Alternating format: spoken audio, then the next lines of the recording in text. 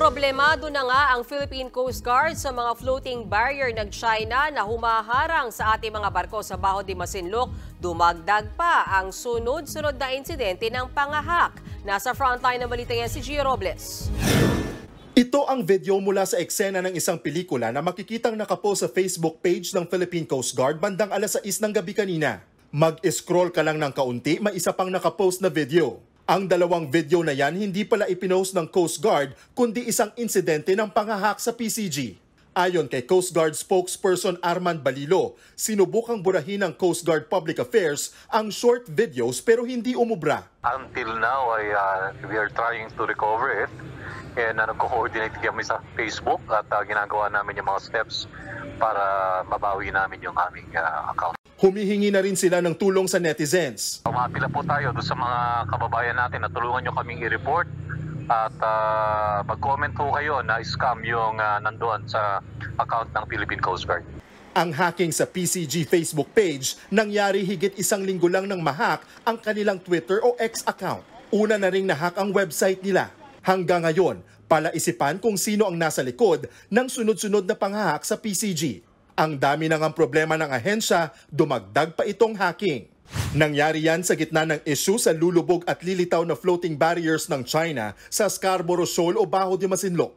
Ayon sa PCG, inilagay ito ng China para hindi makapasok ang mga mangingisdang Pinoy. Sagana pa naman sa yamang dagat ang Scarborough. Ang galawan ng China, tatanggalin nila ang floating barrier. Pero kapag natunog ang babiyahe ang PCG at BIFAR o Bureau of Fisheries and Aquatic Resources, ibabalik ulit nila ang mga floating barrier sa entrada ng Baho de Masinloc. The Chinese Coast Guard once again installed their floating barrier on last February 22.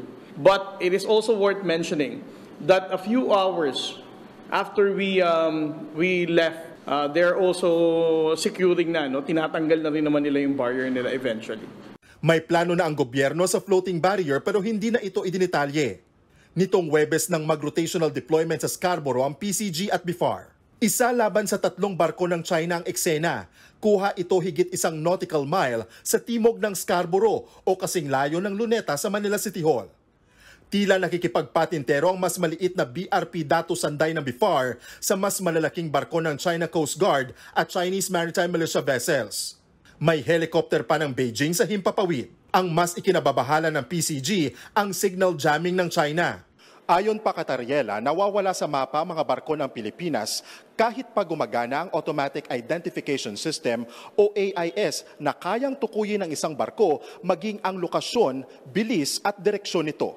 We also suspect that the reason why they're doing this is for them to support their narrative that every time na nandun tayo, sinasabi nilang they were successful in driving us away or repelling the presence of the Philippine government vessel. Giit ng China, teritoryo nila ang Scarborough na tinatawag nilang Wangyan daw. Kaya gagawin daw nilang nararapat para protektahan ito. Nagbabalita mula sa Frontline, Gio Robles, News 5. Mga kapatid, may Los Baños po. Huwag magpahuli sa mga balita at impormasyong dapat ninyong malaman.